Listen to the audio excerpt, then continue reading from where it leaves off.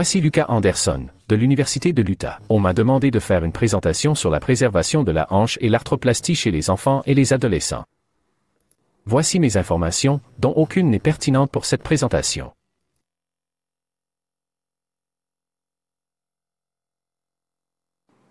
Ma propre histoire est significative pour le conflit fémoro-acétabulaire. Après avoir sauté des falaises et participé à des compétitions en tant que receveur universitaire, j'ai subi une dislocation chirurgicale au début de la vingtaine, et cela a vraiment alimenté ma passion pour la préservation de la hanche. Mon père, Dwayne Anderson, a lancé un programme d'internat en orthopédie à Sodo, en Éthiopie. Il aime à dire que rien ne remplace la hanche indigène et que nous devrions essayer de la conserver si possible.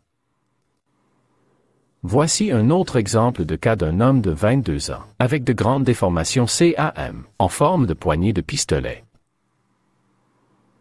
Vous pouvez voir ici sur le faux profil et l'aine latérale, qu'il a de grandes jonctions tête-col arrondies, avec un angle alpha mesurant environ 85 degrés. Cela provoque des forces de cisaillement lorsque la hanche entre en flexion, et peut provoquer des lésions labrales et le cisaillement du cartilage à l'intérieur du rebord. Voici les radiographies post-opératoires de ce patient.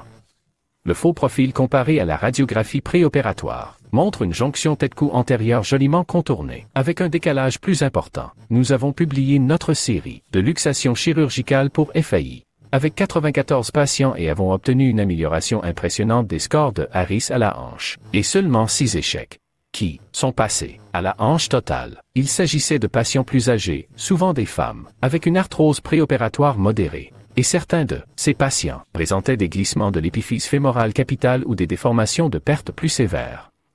Il s'agit de l'article fondateur sur la luxation chirurgicale de la hanche, montrant une ostéotomie trochantérienne, en prenant soin de protéger les rotateurs externes. En outre, cet article de Gans et al. Montre l'anatomie ainsi que l'apport vasculaire à la tête fémorale, et montre comment la dislocation chirurgicale peut préserver cet apport vasculaire, aidant à l'exposition de l'acétabulum tout en préservant la tête. Cette photographie chirurgicale montre comment vous pouvez étendre la sortie de l'ostéotomie, juste en avant des fibres les plus postérieures du muscle moyen fessier. Cela permet de protéger la branche profonde de la circonflexe fémorale médiale.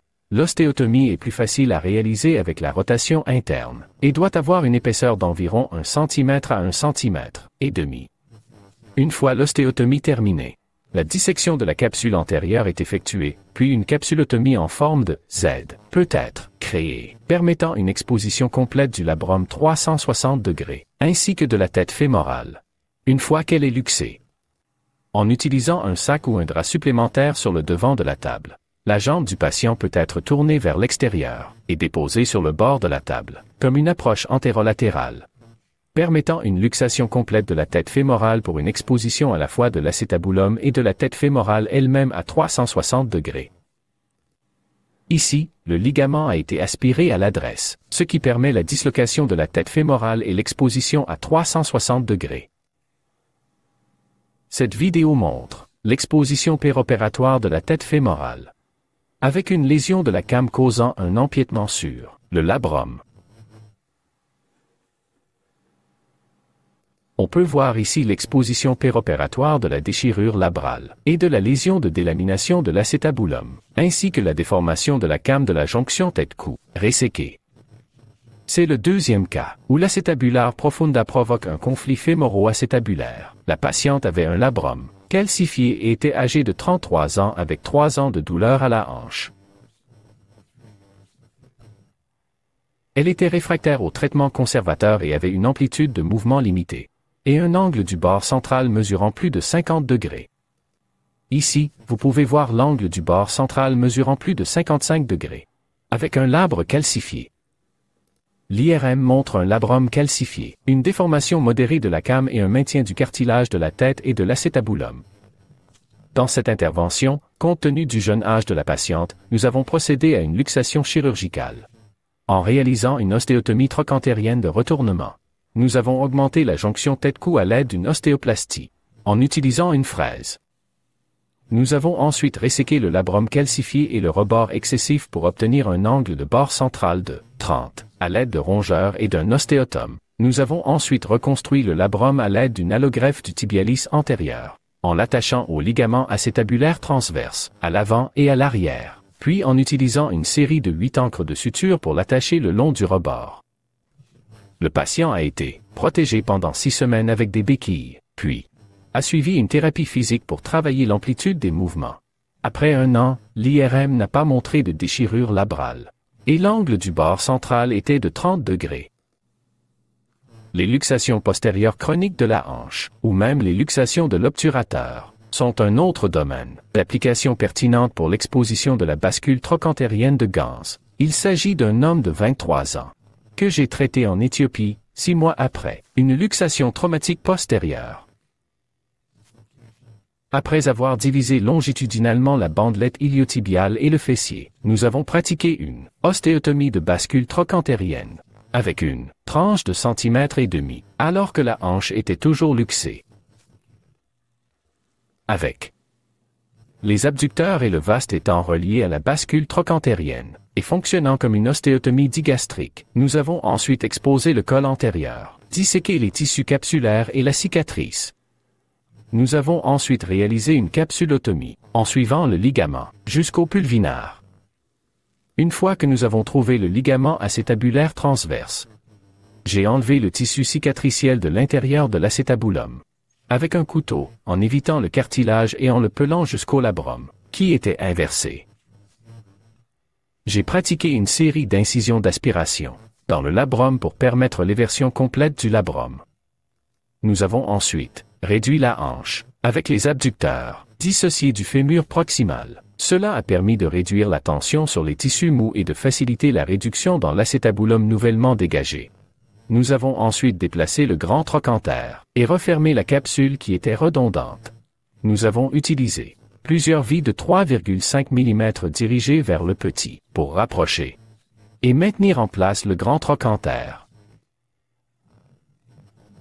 Le grand trochanter, le patient a été mis en charge à 50% après le toucher pendant les 6 premières semaines et a ensuite progressé graduellement à 3 mois jusqu'à la mise en charge selon la tolérance.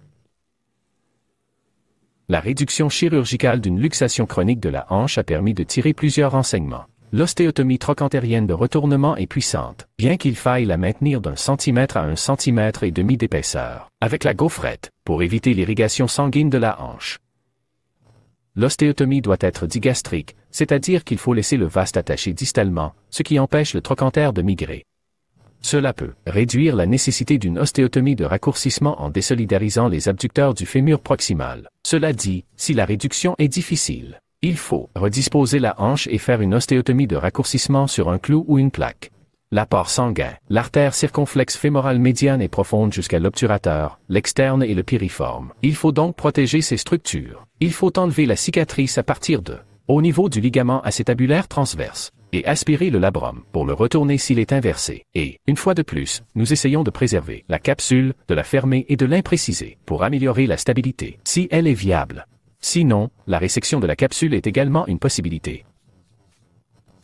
Bien que le traitement par scope soit devenu très populaire et avantageux pour le traitement du simple conflit fémoro-acétabulaire, les indications actuelles pour la luxation chirurgicale de la hanche concernent une pathomorphologie plus complexe et étendue, telle que l'extension d'une déformation CAM ou d'une déformation de la hanche ou encore d'une déformation de la hanche, d'une déformation CAM, le parage du rebord global, la reconstruction labrale et certaines maladies pédiatriques plus complexes, telles que perte ou l'épiphyse fémorale capitale glissée.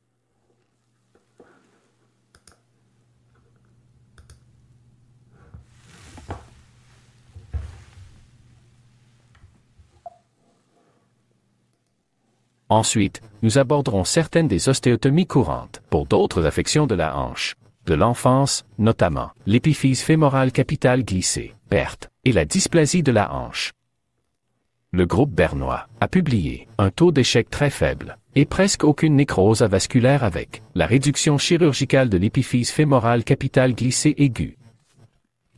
Cependant, nous avons essayé de traiter les glissements chroniques de l'épiphyse fémorale capitale en utilisant une ostéotomie formelle dans les cas chroniques, et nous avons trouvé qu'environ un quart des patients souffraient de nécrose avasculaire précoce, et que plusieurs autres souffraient de nécrose avasculaire. D'autres souffraient de nécrose avasculaire tardive. Il s'agit donc d'une chirurgie compliquée, avec des résultats mitigés. Dans cette série, le matériel précédent a été retiré. Une dislocation chirurgicale a été réalisée. Un pédicule vasculaire a été soulevé, puis une ostéotomie sous-capitale a été effectuée, permettant à la tête fémorale d'être déplacée, dans une position antéversée. Et anatomique. Souvent, le col fémoral stable a été raccourci pour permettre moins de tension sur le pédicule vasculaire, puis des vis ont été remplacées pour le maintenir en position. Et le grand trochanter refixé avec des vis. Comme nous l'avons mentionné, l'ostéotomie sous-capitale antérieure présente un taux élevé de nécrose avasculaire en cas de glissement de l'épiphyse fémorale capitale guérie. Nous cherchions donc d'autres options de traitement qui permettraient d'éviter l'ostéotomie sous-capitale et qui seraient plus sûres avec un taux de nécrose avasculaire plus faible. J'ai travaillé avec l'un de nos chirurgiens pédiatriques et nous avons décidé de traiter certains de ces cas avec une ostéotomie sous-trochantérienne sur un clou, en améliorant la rétroversion pour revenir à une antéversion native, puis en utilisant une petite exposition antérieure ou un scope, exposition antérieure, ou d'un scope pour resséquer une partie de la bosse antérieure. Ainsi, avec ces deux traitements, nous avons réduit le conflit intra-articulaire, et aussi la rotation externe forcée, ou la démarche en dehors de la marche, et amélioré la flexion de la hanche, sans rotation externe forcée, sans risque de nécrose avasculaire. Voici quelques figures de cette publication, montrant l'amélioration de la rotation interne-externe, moins de conflits et la correction de la rotation externe forcée, par une ostéotomie sous-trochantérienne, sur un clou.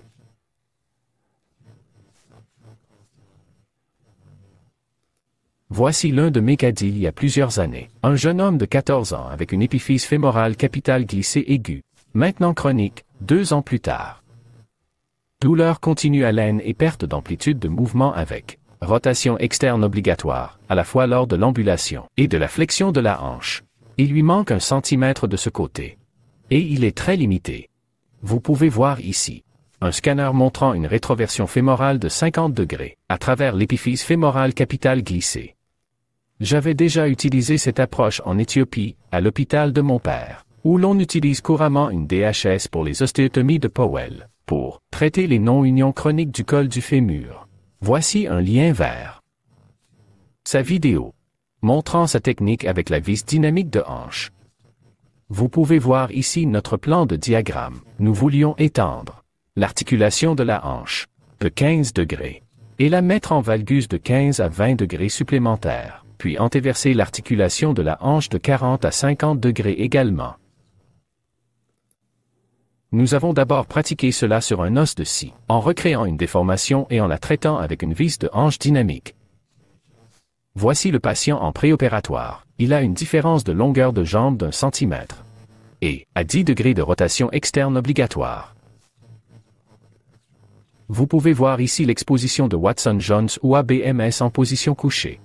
Identifier et retirer facilement la vis de base antérieure, pour la déformation antérieure de l'épiphyse fémorale capitale glissée aiguë. Nous avons ensuite procédé à une exposition subvastus, en plaçant plusieurs Fiskides pour référence ultérieure.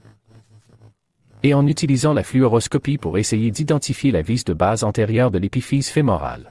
Fluoroscopie pour essayer d'identifier le centre de la tête fémorale. À ce stade, nous avons placé la vis DHS et corrigé la déformation par l'ostéotomie qui a traversé le petit trochanter. Après avoir enlevé un triangle d'os latéral. Pour accentuer le valgus, nous avons tourné la hanche de façon à ce que les broches référencées corrigent la rétroversion, puis placé les vis à travers la plaque DHS dans le fémur. À ce stade, nous avons remarqué que notre vis DHS était trop antérieure dans la tête fémorale, en raison de la déformation excessive de la hanche. Et nous avons estimé qu'il y avait un risque élevé de découpe. Nous avons donc retiré la vis DHS à ce stade, tout en maintenant notre réduction en place avec plusieurs broches. Puis, nous avons foré et placé une plaque fémorale proximale verrouillable à l'extérieur de la trajectoire de la vis DHS précédente. Voici un exemple de cette plaque de verrouillage.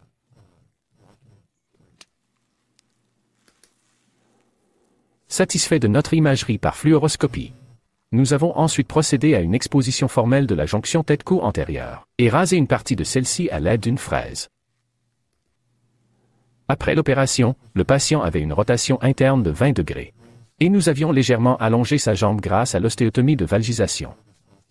Voici l'imagerie post-opératoire. Sur le site, le patient a été mis en charge à 50% pendant 6 semaines, puis il a été mis en charge selon sa tolérance avec des béquilles jusqu'à 10 semaines.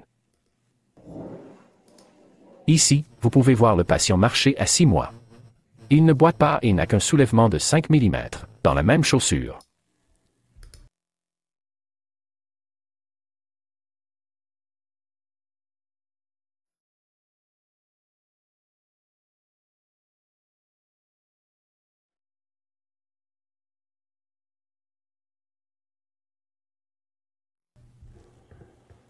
Voici un exemple d'utilisation d'une technique similaire. Pour une non-union chronique du col du fémur, provenant d'une fracture du col du fémur survenue dans l'enfance avec une différence de longueur de jambe de 4 cm. Il s'agit d'un cas de mon père, originaire d'Éthiopie. Il a utilisé 3 incisions différentes pour libérer l'adducteur médialement. Une exposition de Smith-Pett pour une capsulotomie antérieure et supérieure, puis une incision latérale pour retirer un coin de 3 cm, résection et fixation DHS. Voici l'emplacement du centre de la vis DH. Une ostéotomie a ensuite été effectuée. Et voici le patient. 4 mois après, complètement guéri et marchant très bien.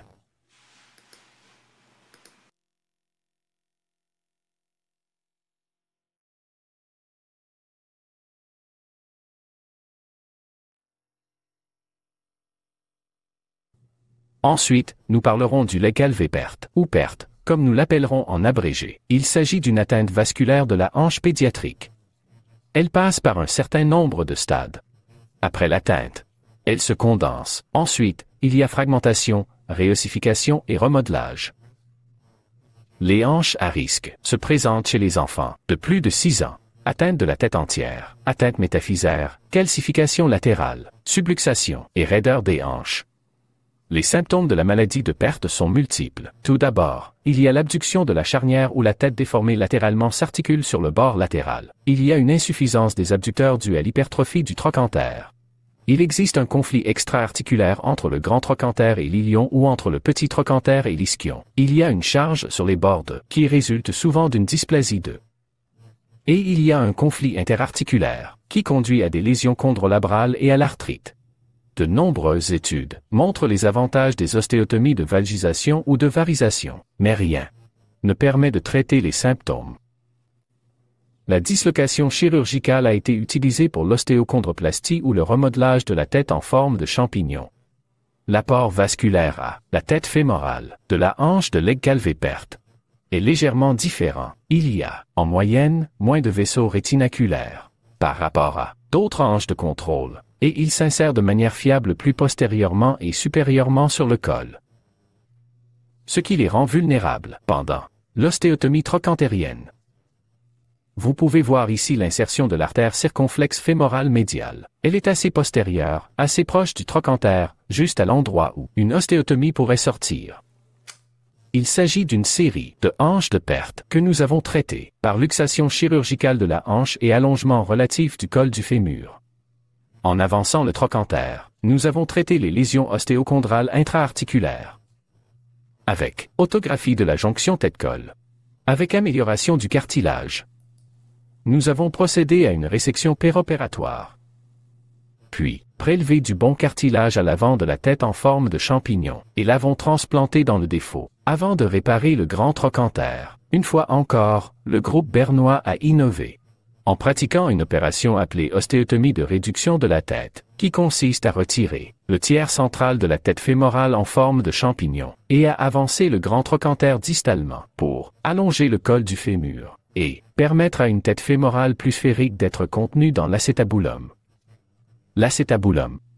Ils ont réalisé 14 ostéotomies de réduction de la tête, dont 11 ont nécessité une PAO ultérieure pour améliorer le confinement. Ils ont rarement constaté de nécrose avasculaire dans leur série, bien qu'ils aient estimé qu'un suivi à plus long terme était nécessaire pour valider les résultats de l'opération.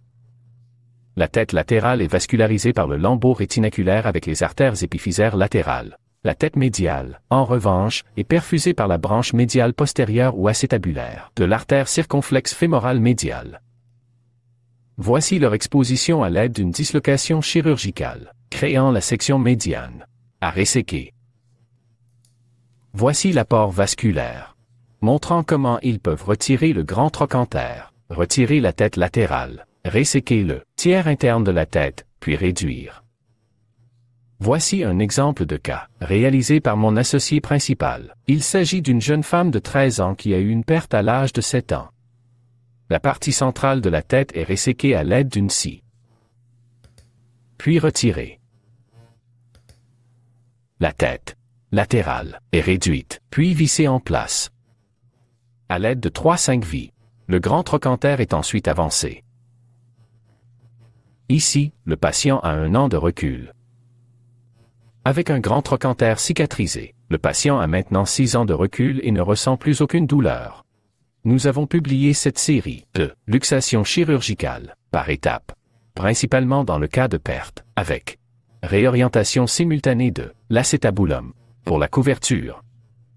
De même, le groupe WashU a fait la même chose avec des hanches de type perte et des hanches de type 24 et a obtenu de bons résultats, sans conversion totale de la hanche à la suite d'une intervention chirurgicale. Aucune conversion totale de la hanche, à la date la plus récente. Voici un cas de leur série, montrant une déformation de perte et une dysplasie de la hanche. Ils ont d'abord réalisé une ostéotomie périacétabulaire, puis une ostéotomie de dérotation en valgus à l'aide d'une plaque à lame. Ils incluent cette approche systématique, des séquelles de perte, qui semble assez compliquée, mais qui évalue essentiellement la dysplasie, et ensuite la congruence de la tête, pour décider s'il faut faire une ostéotomie périacétabulaire, ou une ostéotomie de dérotation ou une ostéotomie de réduction de la tête. Les pertes tardives ne se remodèlent pas et se comportent davantage comme des nécroses avasculaires chez l'adulte. Il s'agit d'un enfant de 12 ans souffrant d'une douleur à la hanche gauche. Il présentait un léger aplatissement et une douleur progressive, traitée initialement de manière non chirurgicale. 1 an plus tard, le patient a 13 ans et présente un aplatissement progressif de la tête fémorale. 2 ans plus tard, le patient a 14 ans et présente à l'IRM des modifications kystiques de la tête fémorale qui a continué à s'aplatir et à s'affaisser. 3 ans plus tard, le patient est prêt pour une arthroplastie totale de la hanche. Vous pouvez voir ici la grande lésion centrale avec l'os effondré et le cartilage manquant, qui ne se prête pas à une greffe osseuse ou à une réduction de la tête. Parlons maintenant de la dysplasie. On parle de dysplasie de développement lorsque l'angle du bord central est inférieur à 25, ce qui correspond à un acétabulum peu profond. Le traitement consiste en une ostéotomie périacétabulaire, dans l'adolescence, et éventuellement en une ostéotomie de type de Gars. Pemberton si elle est détectée plus tôt. La dysplasie congénitale se caractérise par une luxation de la hanche à la naissance. Elle peut être fermée, réduite ou réduite à ciel ouvert, puis mise en place d'une attelle. Occasionnellement, des chirurgies de couverture peuvent être réalisées. Si elle est découverte tardivement, l'ostéotomie totale de raccourcissement de la hanche, plus ou moins importante, est la seule solution. La dysplasie correspond à une pathomécanique, directement liée à la pathoanatomie. Il y a un manque de couverture, avec potentiellement une congruence ou une non-congruence, et il y a des effets délétères sur le cartilage et les tissus. Effets délétères sur le cartilage et le labrum. Le labrum grossit trop et devient hypertrophique, et il y a une charge sur le bord du cartilage à cause de l'acétabulum peu profond qui peut conduire à une délamination du cartilage. Les facteurs favorisant la réussite des ostéotomies périacétabulaires comprennent un jeune âge de moins de 35 ans, idéalement, ici aux États-Unis, bien qu'au Japon et dans d'autres pays. Les ostéotomies périacétabulaires sont pratiquées jusqu'à 60 ans. Un faible indice de masse corporelle est favorable. Une articulation congruente. De faibles niveaux d'arthrose, y compris un grade de tonie. De 0 à 1. Une amplitude de mouvement bien maintenue et une dysplasie radiographique. Il existe plusieurs vidéos en ligne pour la technique d'ostéotomie périacétabulaire qui peuvent être utiles. Voici l'exemple d'une femme de 29 ans qui souffre plus de la hanche gauche que de la droite.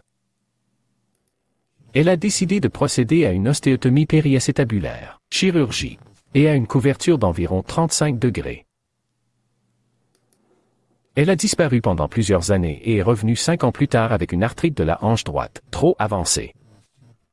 Pour envisager une chirurgie de préservation de la hanche, compte tenu du rétrécissement de l'interligne articulaire et des modifications kystiques de la tête fémorale, elle a subi une arthroplastie totale de la hanche. Elle a subi une arthroplastie totale de la hanche avec un composant SROM, qui a été un succès. Cette étude de la clinique Mayo a évalué la possibilité d'atteindre la cible, avec des ondes de sécurité acétabulaires. En examinant l'index acétabulaire, l'angle du bord central, le signe de la paroi latérale, antérieure et postérieure, ils ont trouvé une bonne survie jusqu'à 25 ans, même si aucune de ces cibles n'est atteinte, et jusqu'à 44 ans si vous atteignez les 4 zones de sécurité. Ainsi, la survie d'une ostéotomie périacétabulaire bien réalisée est égale à celle d'une hanche, sans DDH. Mais qu'en est-il lorsqu'une ostéotomie périacétabulaire ne suffit pas? Voici un jeune homme de 12 ans. Il souffre depuis 6 mois d'une douleur bilatérale à la hanche. Il souffre d'une dysplasie sévère de la hanche avec une antéversion excessive, comme on peut le voir à l'examen. Vous pouvez voir qu'il peut faire une rotation interne à 90 degrés et une rotation externe de 10 degrés, ce qui correspond à une antéversion excessive. Dans son cas, nous avons réalisé une ostéotomie périacétabulaire en faisant d'abord la coupe ischiatique, puis la coupe pubienne, puis l'aile iliaque, et en reliant les deux. Nous avons eu des difficultés à le translater suffisamment pour le couvrir, et nous avons utilisé un crochet osseux dans le pubis pour tirer le fragment jusqu'à un endroit raisonnable, plat, jusqu'à un index acétabulaire raisonnable, plat, et placer les vis. Nous avons remarqué que la hanche s'asseyait plus complètement si nous la mettions en abduction et en rotation interne. Nous avons donc décidé de procéder à une ostéotomie de rotation en varus. Vous pouvez voir ici que nous avons mesuré 30 degrés, après avoir placé des broches, découpé, une cale de varus, et fixé 7 varus. Ostéotomie de dérotation. Avec une plaque fémorale proximale verrouillée. Après. Rotation externe, de la jambe distale. 40 degrés. Ici, vous pouvez voir la hanche plus complètement assise. Et le patient a été traité avec un appui de 50% pendant 6 semaines et des béquilles jusqu'à 12 semaines. On voit ici que la guérison est bonne à 3 mois avec un début de remodelage acétabulaire. Voici les radiographies d'une fillette de 12 ans présentant une hernie discale bilatérale. Elle présentait une nécrose avasculaire du côté gauche, qui était trop progressive pour une ostéotomie périacétabulaire. Et 6 mois plus tard, elle était complètement effondrée. Et nous avons donc procédé à une arthroplastie totale de la hanche. Voici sa tête au moment de l'opération, avec un large défaut central.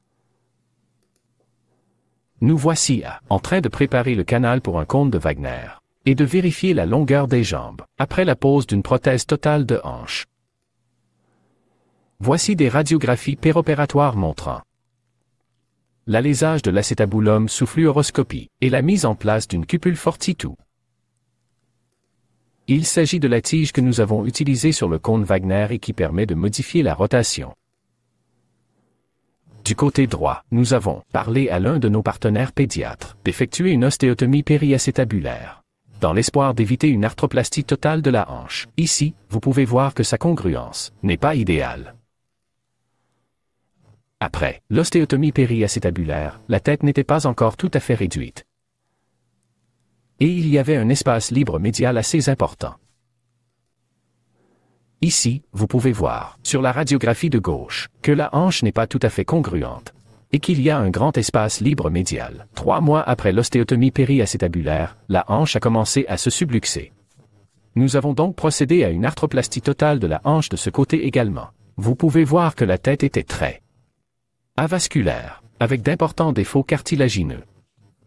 Bien que la chirurgie de préservation de la hanche soit souvent idéale, les interventions chirurgicales que nous pratiquons dans le but de préserver la hanche peuvent avoir des conséquences qui peuvent rendre plus difficile la pose d'une prothèse totale de la hanche plus tard. Voici une étude que nous avons réalisée sur la survie à 10 ans des hanches totales primaires chez les patients de moins de 30 ans. Ils avaient un suivi similaire, un taux de révision plus élevé, Il y avait plus de tiges fémorales modulaires dans le groupe jeune, et des taux de luxation plus élevés. Les pertes de sang et les transfusions ont été plus nombreuses. L'arthroplastie des hanches de perte vierges qui n'ont jamais été opérées auparavant est beaucoup plus simple. Il n'y a pas de déformation intertrochantérienne ou diaphysaire significative. La partie difficile est de restaurer la longueur du membre de manière appropriée, car les lacets sont souvent dysplasiques et ne reflètent pas exactement la différence clinique de longueur de jambe. J'utilise généralement la prise de décision partagée en utilisant les blocs de Coleman et en m'en servant pour décider de l'allongement à donner à quelqu'un. La paroi médiale est assez épaisse, bien que l'acétabulum soit peu profond, donc j'ai l'habitude d'alléger plus profondément et de garder la cupule basse. Vous pouvez voir ici le gabarit de notre hanche totale, pour perte.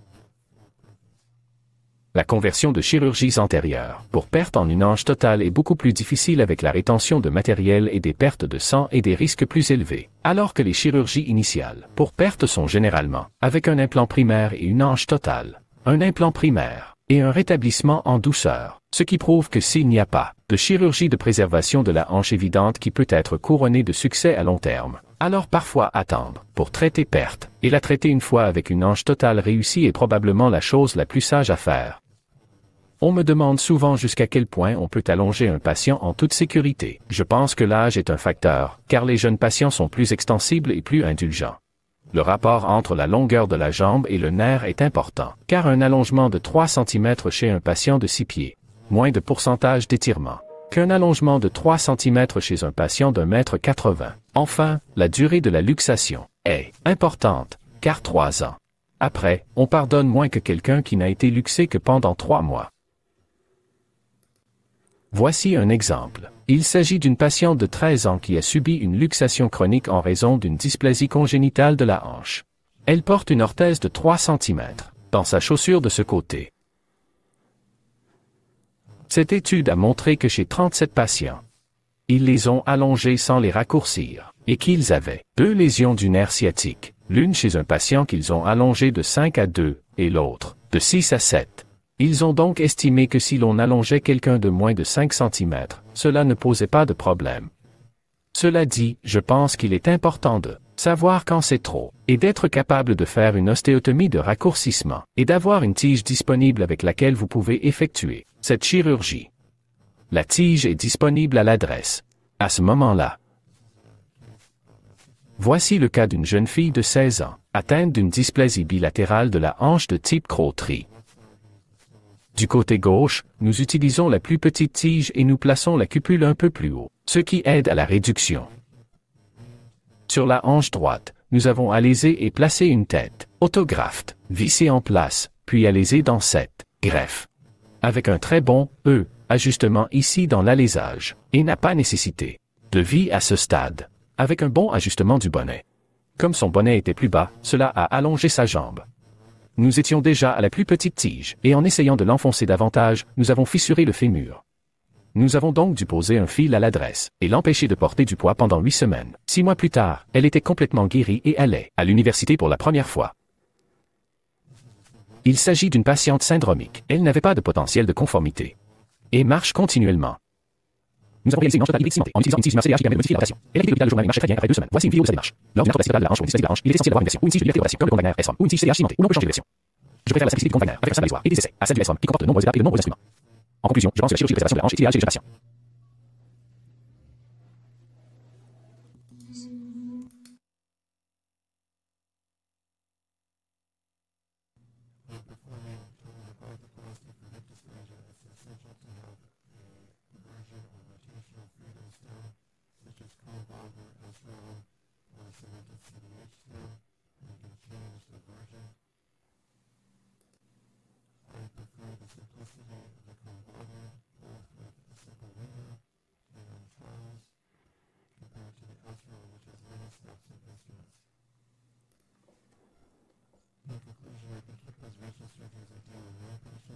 Et lorsqu'il y a une bonne chance d'améliorer la fonction et la longévité, ils ont 10 à 20 ans, je pense que c'est super important dans environnement à faibles ressources, où les implants sont difficiles à trouver et coûteux. Je pense que la préservation de la hanche ne doit pas compromettre la conversion future de l'arthroplastie, et nous devons veiller à éviter la malposition du grand trochanter sur le canal, comme les ostéotomies en varus, qui déforment le canal et rendent l'instrumentation difficile, ou la rétention de matériel intracortical ou intramédulaire, comme dans plusieurs des exemples ci-dessous. Je vous remercie de votre attention et j'espère que cette présentation vous sera utile.